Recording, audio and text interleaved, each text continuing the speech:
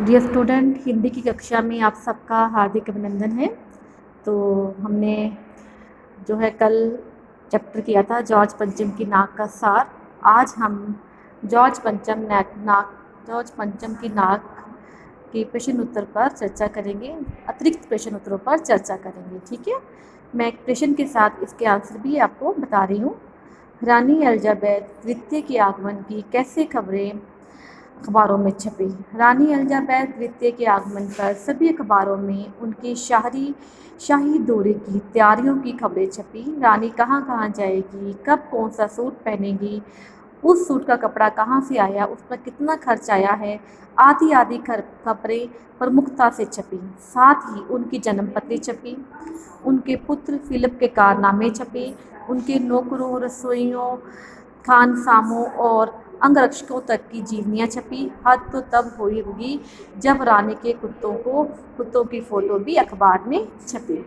अगला प्रश्न है, नई दिल्ली की काया पलट क्यों होने लगी।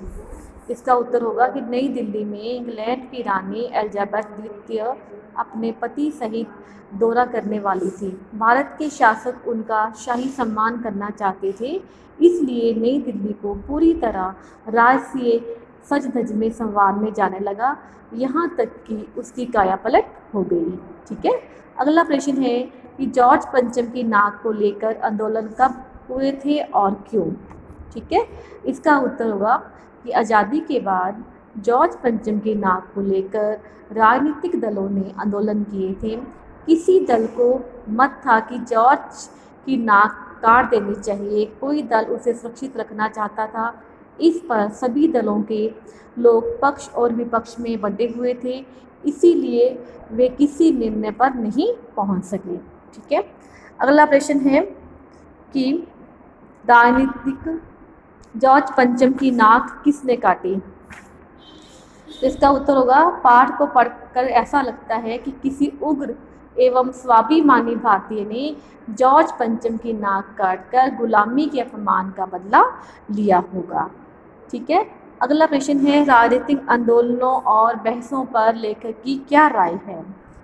लेखक स्पष्ट करना चाहता है कि राजनीतिक आंदोलन और बहसें प्रायः व्यर्थ होती हैं, उनमें हर बात पर बहस होती है, लोग पक्ष विपक्ष में बुरी तरह बंट जाते हैं, मुट्ठी भर लोग पक्ष में और जरा से लोग विपक्ष में होते हैं, अधिकतर लोग खामोश होते हैं, प्रायः राजनीतिक बहसों का कोई निष्कर्ष नहीं निकल पाता।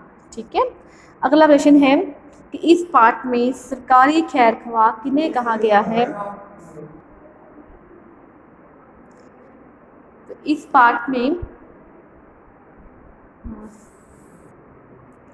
सरकारी जो है, इस पाठ में सारी सरकारी खैरख्वाह किन्हें कहा गया है और इन पर क्या व्यंग्य है।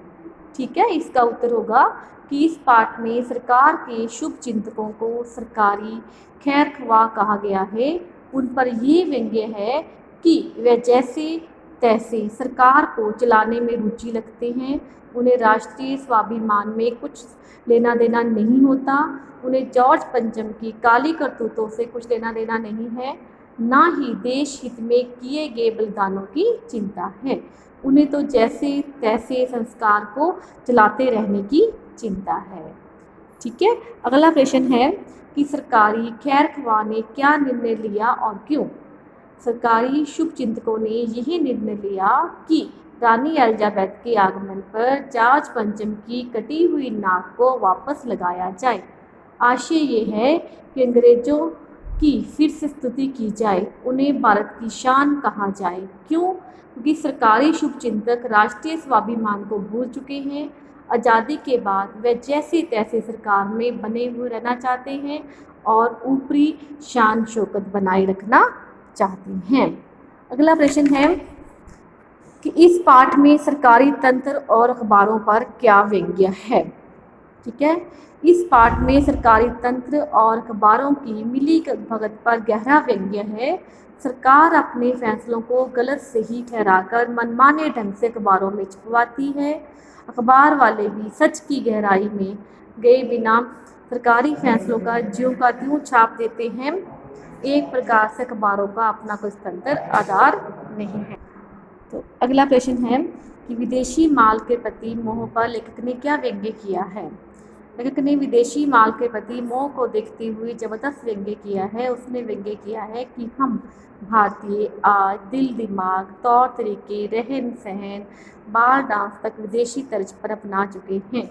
फिर पत्थर जैसी नाचीज पर भी क्यों छोड़ी जाए, क्यों ना हर चीज़ विदेशों से मंगवाई जाए। ठीक है, अगला प्रश्न है कि नाक लगने पर कोई भी सार्वजनिक समारोह क्यों नहीं हो पाया। इसका उत्तर है कलाकार को जॉर्ज पंचम की लाट पर किसी विदेशी मन वाले भारतीय की नाक लगानी थी जो जॉर्ज पंचम पर सही फिट बैठ सके।